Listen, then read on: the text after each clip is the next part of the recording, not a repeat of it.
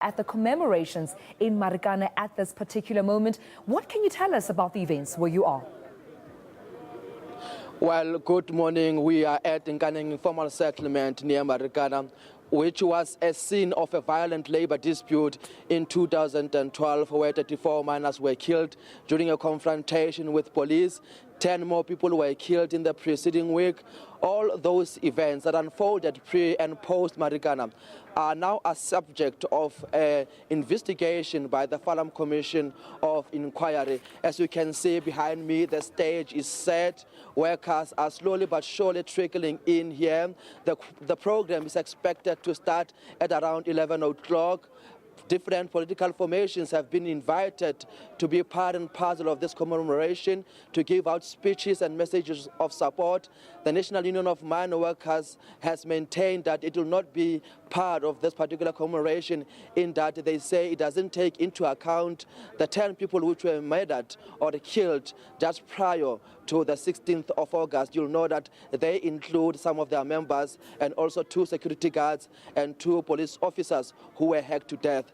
As far as things stand now, the situation has come and a heavy police contingent has been deployed here to avert any form of violence that might erupt here. For now, it's back to you guys in the studio. Now, Sir Law, we still want to get more information, of course, about the commemorations in Marikana at the moment. And you mentioned that different political formations are expected to attend today's events. Now, who among those officials can we expect? Well, as far as things stand, we know that the EFF will be part of this particular commemoration. When we spoke to the chairperson of the Marikana support group, Bishop Sioka, he confirmed that they have invited all opposition parties, including government and the ruling party. We don't know yet whether the ANC or any delegate from government will be part of this particular commemoration. You'll remember that last year they did not attend. We're expecting AMCU President Joseph Matundra to give a keynote address around lunchtime today. And so, Law, I mean, it's been 2 years now since the Marikana tragedy. Have the people in the area come to terms with what happened there on this day back in 2012? Well, that debate remains a bone of contention in a sense that 2 years on, residents here say their living conditions continue to be a subject of debate. They're saying that they are confronted by many socio-economic challenges which Lonmin and government still has to respond to. You'll know that the Benchmark Foundation has been critical about the living conditions of mine workers here at the Platinum Belt. Of the 30,000 employees of Lonmin, 27,000 of them live in squalor conditions. Your Marikana support group says that the mining companies have been failing to adhere to the dictates of the mining charter, such as the implementation of your social labor plan and corporate social investment. But in the past 2 months, we've been seeing Lonmin coming into the party, giving the Bapobamokgale community, which is responsible for villages such as Bapong, Nkaneng and Marikana, shares which will benefit the community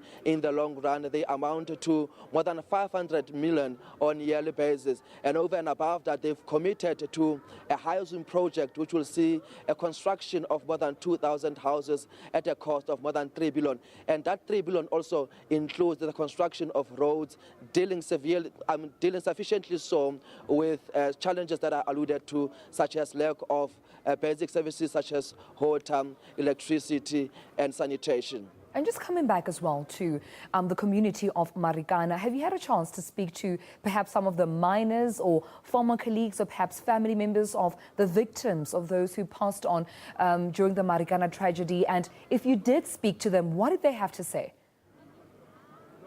Well, we have spoken to them. You'll remember that this commemoration comes at a time where mine workers have spent 5 months without reporting for duty.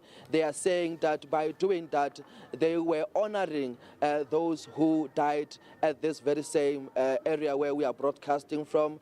And the many mine workers that we have spoken to were very much critical with how things are unfolding at the Marikana Commission of Inquiry, saying that 2 years now, there's no any person who has been held accountable for what transpired on that fateful day, saying that the people who are being called at the commission to give evidence at the Marikana Commission of Inquiry are not helping the commission with anything, saying that most of them continue to evade question and are not telling the truth about what actually transpired on that fateful day. And of course, with their feelings towards how the Marikana Commission of Inquiry is going on, do they at least feel that, or perhaps what the victims died for, has been realized? I beg your pardon? No, I was just referring to the actual family members, the colleagues, the miners that are still in Marikana. Do they perhaps feel that what their colleagues died for has been realized? They don't think so, as I explained. They are saying that it has taken too long for the commission to complete its work. You know that there hasn't been any person who has been found guilty or anything relating to that regarding what transpired here on the 16th of August and days leading into the massacre. All right, Sello, just before we let you go, with regards to the Marikana Commission of Inquiry, which is yet to be concluded, what exactly happened, of course, with regards to what happened on that fateful day, but how does that weigh in on the mind of the affected families on a day like this? Does it bring back perhaps memories of what happened in 2012? Well, I'm battling to hear you.